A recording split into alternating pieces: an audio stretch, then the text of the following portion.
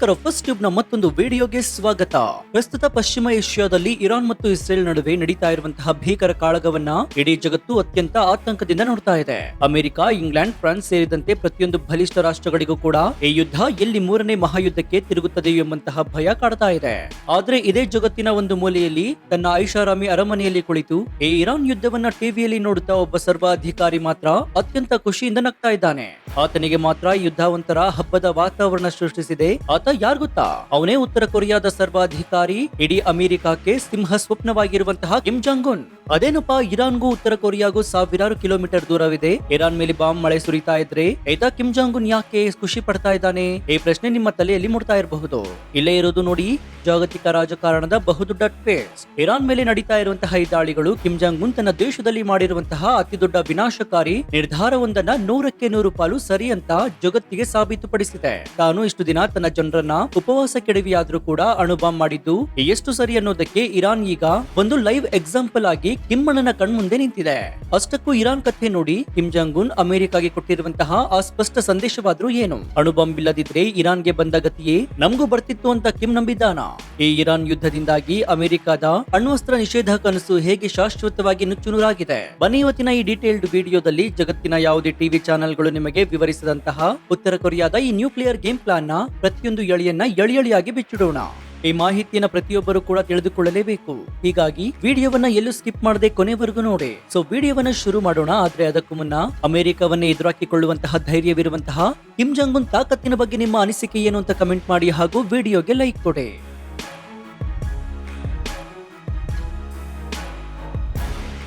ಸ್ನೇಹಿತರೆ, ಕಿಮ್ನ ಈ ಖುಷಿಗೆ ಕಾರಣವೇನು ಅನ್ನೋದು ನಿಮ್ಗೆ ಅರ್ಥ ಆಗ್ಬೇಕು ಅಂತಂದ್ರೆ ನೀವು ಮೊದಲು ಅಣುಬಾಂಬ್ ಎನ್ನುವಂತಹ ಅಸ್ತ್ರ ಜಾಗತಿಕ ರಾಜಕಾರಣದಲ್ಲಿ ಹೇಗೆ ಕೆಲಸ ಮಾಡುತ್ತೆ ಅನ್ನೋದನ್ನ ಅರ್ಥ ಮಾಡ್ಕೊಳ್ಬೇಕಾಗತ್ತೆ. ಅಣುಬಾಂಬ್ ಅನ್ನೋದು ಕೇವಲ ಶತ್ರುವನ್ನ ನಾಶಪಡಿಸುವ ಅಸ್ತ್ರವಲ್ಲ, ಅದೊಂದು ಡಿಟರೆನ್ಸ್ ಅಂದ್ರೆ ಶತ್ರುವನ್ನ ನಮ್ಮ ಹತ್ತಿರವೂ ಸುಳಿಯದಂತೆ ಹೆದರಿಸಿ ಇಡುವಂತಹ ರಕ್ಷಾ ಕವಚವಾಗಿದೆ.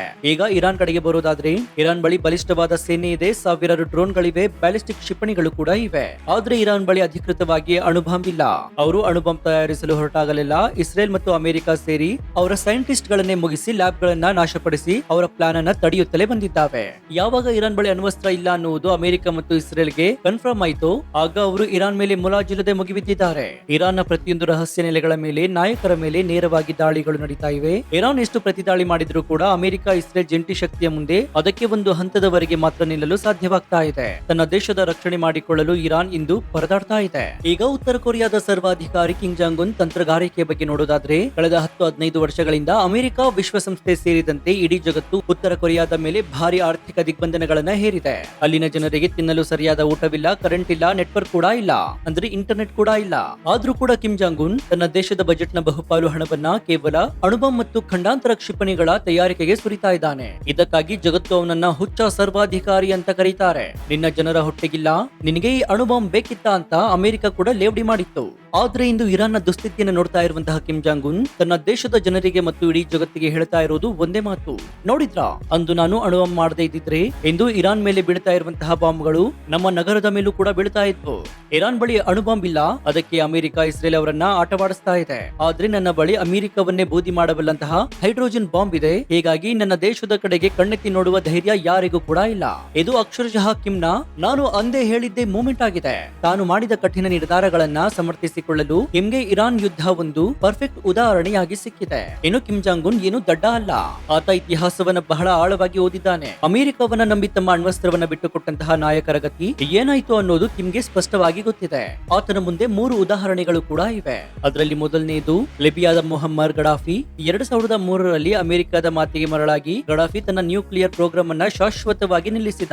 ಬದಲಾಗಿ ಅಮೆರಿಕ ಆತನಿಗೆ ಆರ್ಥಿಕ ಸಹಾಯದ ಭರವಸೆಯನ್ನು ಕೂಡ ನೀಡಿತು. ಆದ್ರೆ ಕಳೆದ 8 ವರ್ಷಗಳ ನಂತರ 2011ರಲ್ಲಿ ಅದೇ ಅಮೆರಿಕ ಮತ್ತು ನ್ಯಾಟೋ ಪಡೆಗಳು ಲಿಬಿಯಾದ ಮೇಲೆ ದಾಳಿ ಮಾಡಿ ಗಡಾಫಿಯ ಆಡಳಿತವನ್ನ ಸಂಪೂರ್ಣವಾಗಿ ಅಂತ್ಯಗೊಳಿಸಿದ್ವು. ಇನ್ನು ಉದಾಹರಣೆ 2, ಇರಾಕ್ನ ಸದ್ದಾಂ ಹುಸೇನ್. ಸದ್ದಾಂ ಬಳಿ ಸಾಮೂಹಿಕ ವಿನಾಶಕ ಅಸ್ತ್ರಗಳಿವೆ ಅಂತ ಸುಳ್ಳು ಹೇಳಿ ಆತನ ಬಳಿ ಯಾವ ಅಣುಬಾಂಬ್ ಇಲ್ಲ ಅಂತ ತಿಳಿತಾ ಇದ್ದಂತೆಯೇ ಅಮೆರಿಕ ಇರಾಕ್ ಮೇಲೆ ಯುದ್ಧ ಸಾರ್ತು. ಸದ್ದಾಂ ಹುಸೇನ್ ಆಡಳಿತವೂ ಕೂಡ ಮಣ್ಣು ಪಾಲಾಯಿತು. ಇನ್ನು ಉದಾಹರಣೆ 3 ಯಾವುದಂತಂದ್ರೆ ಉಕ್ರೇನ್. ಸೋವಿಯತ್ ಯೂನಿಯನ್ ಒಡೆದಾಗ ಉಕ್ರೇನ್ ಬಳಿ ಜಗತ್ತಿನ 3ನೇ ಅತಿ ದೊಡ್ಡ ಅಣುಬಾಂಬ್ ಸಂಗ್ರಹವಿತ್ತು. ಅಮೆರಿಕ ಮತ್ತೆ ರಷ್ಯಾದ ಭರವಸೆಯನ್ನ ನಂಬಿ ಉಕ್ರೇನ್ ತನ್ನೆಲ್ಲ ಅಣುಬಾಂಬ್ಗಳನ್ನ ಗಡಿಗಳನ್ನ ರಷ್ಯಾಗೆ ವಾಪಸ್ ಕೊಟ್ಟು ಕ್ಲೀನ್ ಆಗಿತ್ತು. ಇಂದು ಅದೇ ಉಕ್ರೇನ್ ಮೇಲೆ ರಷ್ಯಾ ಯುದ್ಧ ಮಾಡ್ತಾ ಇದೆ. ಉಕ್ರೇನ್ ತನ್ನ ಉಳಿವಿಗಾಗಿ ಬೇರೆ ದೇಶಗಳ ಮುಂದೆ ಕೈ ಒಡ್ಡಿ ಬೇಡ್ತಾ ಇದ್ದಾರೆ. ಈ 3 ಉದಾಹರಣೆಗಳನ್ನ ನೋಡಿದ ಮೇಲೆ ಕಿಮ್ ಜಾಂಗ್ ಉನ್ಗೆ ಒಂದು ಸತ್ಯ ಸ್ಪಷ್ಟವಾಗಿ ಅರ್ಥವಾಗಿದೆ. ಅಮೆರಿಕಾದ ಜೊತೆ ಒಪ್ಪಂದ ಮಾಡಿಕೊಳ್ಳುವುದರಿಂದ ನನ್ನ ಕುರ್ಚಿಗಾಗಲಿ ನನ್ನ ಜೀವಕ್ಕಾಗಲಿ ಯಾವುದೇ ಗ್ಯಾರಂಟಿ ಇಲ್ಲ.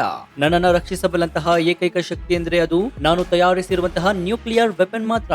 ಇದೀಗ ಅದೇ ನಿರ್ಧಾರಕ್ಕೆ ಕಿಮ್ ಜಾಂಗ್ ಉನ್ ಬಂದಿದ್ದಾನೆ.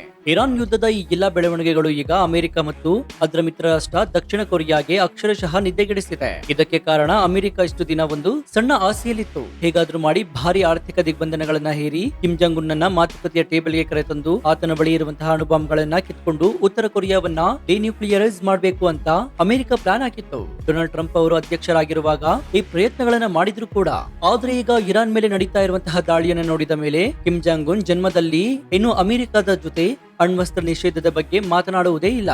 ನನ್ಗೆ ಊಟ ಇಲ್ದಿದ್ರು ಪರವಾಗಿಲ್ಲ, ಜಗತ್ತಿನ ಯಾವ ದೇಶ ನನ್ನ ಜೊತೆ ವ್ಯಾಪಾರವನ್ನ ಮಾಡಿದ್ರು ಕೂಡ ಪರವಾಗಿಲ್ಲ, ಆದ್ರೆ ನಾನು ನನ್ನ ಅಣುಬಾಂಬ್ ಅನ್ನ ಮಾತ್ರ ಬಿಟ್ಟು ಕೊಡೋದಿಲ್ಲ ಎನ್ನುವಂತಹ ಅಚಲವಾದ ನಿರ್ಧಾರಕ್ಕೆ ಕಿಮ್ ಬಂದಿದ್ದಾನೆ. ಇದರರ್ಥ ಕೊರಿಯನ್ ಪರ್ಯಾಯ ದ್ವೀಪದಲ್ಲಿ ಅಣ್ವಸ್ತ್ರದ ಭೀತಿ ಎಂದಿಗೂ ಕೂಡ ಶಮನವಾಗೋದಿಲ್ಲ. ಇದು ಜಪಾನ್, ದಕ್ಷಿಣ ಕೊರಿಯಾ ಮತ್ತು ಸ್ವತಃ ಅಮೆರಿಕದ ಭದ್ರತೆಗೆ ಎದುರಾಗಿರುವಂತಹ ಅತ್ಯಂತ ಭೀಕರವಾದಂತಹ ಮತ್ತು ಪರಿಹರಿಸಲಾಗದಂತಹ ಬಹುದೊಡ್ಡ ತಲೆನೋವಾಗಿದೆ. ಒಟ್ಟಾರೆಯಾಗಿ ಹೇಳೋದಾದ್ರೆ ಇರಾನ್ ಯುದ್ಧ ಕೇವಲ ಇರಾನ್ ಮತ್ತು ಇಸ್ರೇಲ್ ಅಮೆರಿಕ ನಡುವಿನ ಸಂಘರ್ಷವಾಗಿ ಉಳಿದಿಲ್ಲ. ಇದು ಜಗತ್ತಿನ ಎಲ್ಲ ಸರ್ವಾಧಿಕಾರಿಗಳಿಗೆ ಮತ್ತು ಬಡ ರಾಷ್ಟ್ರಗಳಿಗೆ ಒಂದು ಹೊಸ ಮತ್ತು ಅಪಾಯಕಾರಿ ಪಾಠವನ್ನ ಕಲಿಸ್ತಾ ಇದೆ. ನಿಮ್ಮ ಬಳಿ ಅಣುಬಾಂಬ್ ಇದ್ರೆ ನಿಮ್ಮನ್ನ ಎಲ್ಲರೂ ಗೌರವಿಸುತ್ತಾರೆ ಮತ್ತು ಹೆದರುತ್ತಾರೆ. ಇಲ್ಲವಾದ್ರೆ ಬಲಿಷ್ಠ ರಾಷ್ಟ್ರಗಳು ನಿಮ್ಮನ್ನ ಆಟದ ಬೊಂಬೆಯಂತೆ ಬಳಸಿಕೊಂಡು ಪುಡಿ ಪುಡಿ ಮಾಡುತ್ತವೆ ಅನ್ನುವಂತಹ ಕಟ್ಟು ಸತ್ಯವನ್ನ ಈ ಯುದ್ಧ ಜಗತ್ತಿಗೆ ಸಾರಿದೆ. ಇದು ನಿಜಕ್ಕೂ ಮನುಕುಲದ ಭವಿಷ್ಯಕ್ಕೆ ಅತ್ಯಂತ ಅಪಾಯಕಾರಿಯಾದಂತಹ ಬೆಳವಣಿಗೆಯಾಗಿದೆ. ಇರಾನ್ನ ದುಸ್ಥಿತಿ ನೋಡಿ ನಾಳೆ ಇನ್ನಷ್ಟು ರಾಷ್ಟ್ರಗಳು ನಮಗೂ ಅಣುಬಾಂಬ್ ಬೇಕು ಅಂತ ಆಟಕ್ಕೆ ಬಿದ್ದರೆ ಈ ಜಗತ್ತು ಮತ್ತೊಂದು ವಿನಾಶದ ಅಂಚಿಗೆ ಹೋಗುವುದು ಖಂಡಿತ. ಸೊ ನಿಮ್ಗೇನ್ ಅನ್ಸುತ್ತೆ? ಕಿಮ್ ಜಾಂಗ್ ಉನ್ ಅಮೆರಿಕವನ್ನ ನಂಬದೆ ತನ್ನ ದೇಶದ ರಕ್ಷಣೆಗಾಗಿ ಅಣುಬಾಂಬ್ ತಯಾರಿಸಿಕೊಂಡು ಕೂತಿರುವುದು ಆತನ ದೃಷ್ಟಿಯಲ್ಲಿ ಸರಿಯಾದ ನಿರ್ಧಾರ ಅಂತ ನಿಮ್ಗನ್ಸುತ್ತಾ? ಒಂದ್ ವೇಳೆ ಇರಾನ್ ಬಳಿ ಮೊದಲೇ ಅಣುಬಾಂಬ್ ಇದ್ದಿದ್ರೆ ಅಮೆರಿಕ ಮತ್ತು ಇಸ್ರೇಲ್ ಇರಾನ್ ಮೇಲೆ ಈ ರೀತಿ ನೇರವಾಗಿ ದಾಳಿ ಮಾಡುವ ಧೈರ್ಯವನ್ನು ಕೂಡ ಮಾಡ್ತಾ ಇರ್ಲಿಲ್ವಾ? ನಿಮ್ಮ ಅತ್ಯಂತ ನಿಖರವಾದ ಮತ್ತು ಲಾಜಿಕಲ್ ಪ್ರಾಮಾಣಿಕ ಅನಿಸಿಕೆಗಳನ್ನ ಕಮೆಂಟ್ ಬಾಕ್ಸ್ ನಲ್ಲಿ ತಪ್ಪದೆ ತಿಳಿಸಿ ಮುಕ್ತವಾಗಿ ಚರ್ಚಿಸೋಣ. ಜಾಗತಿಕ ರಾಜಕಾರಣದ ಈ ಅತಿ ದೊಡ್ಡ ಸೀಕ್ರೆಟ್ ಮತ್ತು ಇರಾನ್ ಯುದ್ಧದ ಹಿಡನ್ ಇಂಪ್ಯಾಕ್ಟ್ ಅನ್ನ ಬಯಲು ಮಾಡುವ ಈ ಸ್ಟೋರಿಯ ರಿಪೋರ್ಟ್ ಪ್ರತಿಯೊಬ್ಬರಿಗೂ ಕೂಡ ತಲುಪುವಂತೆ ಈ ವಿಡಿಯೋವನ್ನ ನಿಮ್ಮ ವಾಟ್ಸ್ಆಪ್, ಫೇಸ್ಬುಕ್ ಗ್ರೂಪ್ ಗಳಲ್ಲಿ ಮರೆಯದೆ ಶೇರ್ ಮಾಡಿ. ಇದೇ ರೀತಿ ಜಾಗತಿಕ ರಾಜಕಾರಣದ ಆಂತರಿಕ ಭದ್ರತೆ ಮತ್ತು ಜಿಯೋ ಪೊಲಿಟಿಕ್ಸ್ ನ ನಿಷ್ಪಕ್ಷಪಾತ, ತ್ವರಿತ ಮತ್ತು ಅತ್ಯಂತ ಡೀಟೇಲ್ಡ್ ಆದಂತಹ ರಿಪೋರ್ಟ್ ಗಳಿಗಾಗಿ ನಮ್ಮ ಫಸ್ಟ್ ಟ್ಯೂಬ್ ಯೂಟ್ಯೂಬ್ ಚಾನಲ್ ಅನ್ನ ಈಗಲೇ ಸಬ್ಸ್ಕ್ರೈಬ್ ಮಾಡಿಕೊಂಡು ಪಕ್ಕದಲ್ಲಿರುವಂತಹ ಬೆಲ್ ಐಕಾನ್ ಅನ್ನು ಪ್ರೆಸ್ ಮಾಡಿ. ಇದರಿಂದ ನಾವು ಹಾಕುವ ಹೊಸ ವಿಡಿಯೋಗಳ ನೋಟಿಫಿಕೇಶನ್ ಮತ್ತು ನಿಮಗೆ ಸಿಗುತ್ತೆ. ಮತ್ತೊಂದು ಅಚ್ಚರಿಯ ವಿಡಿಯೋದೊಂದಿಗೆ ನಿಮ್ಮನ್ನ ಭೇಟಿ ಆಗ್ತೀನಿ. ಅಲ್ಲಿಯವರೆಗೂ ಎಚ್ಚರದಿಂದಿರಿ, ಜಗತ್ತಿನ ಆಗು ಹೋಗುಗಳನ್ನ ಗಮನಿಸ್ತಾ ಇರಿ. ಇದಾಗಿತ್ತು ಈ ಕ್ಷಣದ ವಿಶೇಷ. ನೋಡ್ತಾ ಇರಿ ಫಸ್ಟ್ ಟ್ಯೂಬ್ ಕನ್ನಡ. ಧನ್ಯವಾದ.